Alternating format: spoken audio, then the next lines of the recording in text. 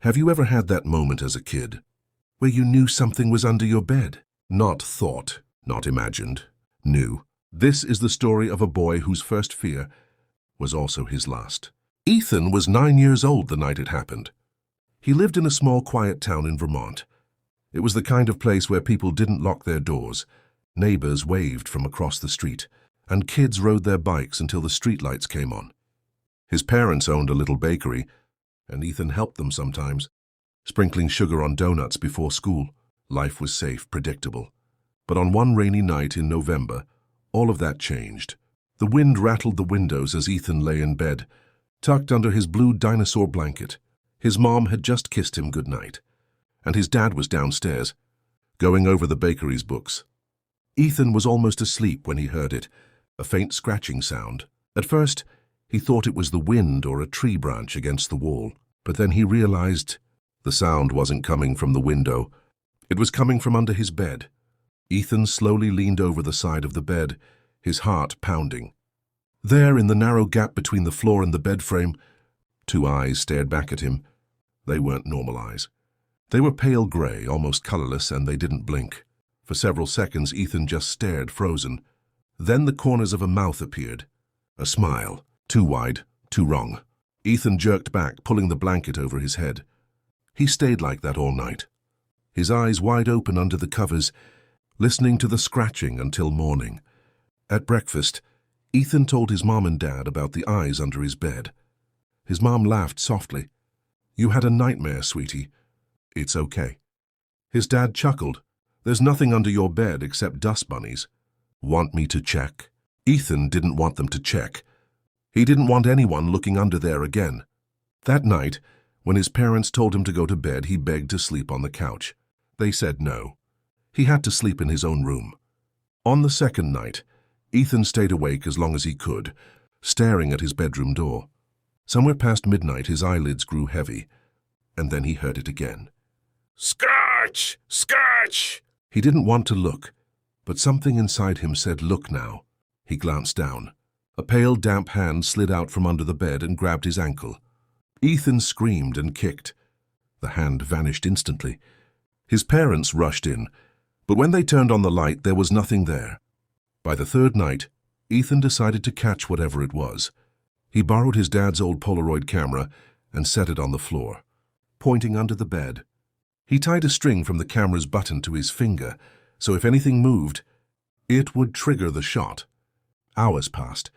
At 2:17 a.m., the string jerked hard. The camera clicked. Ethan pulled the picture out. But before he could look at it, something whispered his name from under the bed. He dropped the photo, scrambled for the light switch, and when the room lit up, nothing. The next morning, he found the photo under his desk. It showed a pale, distorted face with huge eyes and a stretched smile, pressed against the floorboards, staring directly into the camera. When he showed his mom, she frowned. "This isn't funny, Ethan. Did you make this on the computer?" Over the next week, things got worse. The scratching turned into breathing. The whispers became laughter. And sometimes, Ethan could see fingers curling out from under the bed, even in daylight, and then slipping back into the shadows. One night, he fell asleep on the couch. At 3 a.m., he woke to the sound of something crawling on the carpet. When he opened his eyes, the thing from under the bed was crouched at the end of the couch. Its skin was pale and stretched tight, its limbs long and twisted, and that awful smile never moved. It didn't blink. It didn't speak. It just watched him. Then slowly it turned and crawled toward the stairs, toward his bedroom. After nearly 2 weeks, Ethan's mom agreed to stay in his room one night to prove nothing was there. She sat in a chair beside the bed, flipping through a magazine, while Ethan lay stiff under the covers. Around 2 a.m., she heard the scratching. She leaned forward and looked under the bed, and saw the face. Her scream woke Ethan's dad, who ran in. The thing slid backward into the darkness so fast it was like watching a video in reverse. The family slept in the living room that night. The next morning, they called pest control, thinking it might be some kind of animal. The man inspected the bed, the floorboards, even the walls. No holes, no droppings. No sign of anything living here, he said. Well, anything normal. That night, they checked into a small motel outside town. Ethan finally felt safe. Until 2:17 a.m. From under the motel bed, he heard the scratching. Within 2 days, the family packed everything and moved out of Vermont. They rented an apartment in another state, one with Ethan's bed pressed flat to the floor so nothing could fit underneath. For the first few months, things were normal. No scratching, no whispers, no pale eyes. Ethan is 29 now. He lives alone in Seattle, works in an office, and tells himself what happened when he was a kid was just a strange dream that got out of hand. But last month it came back.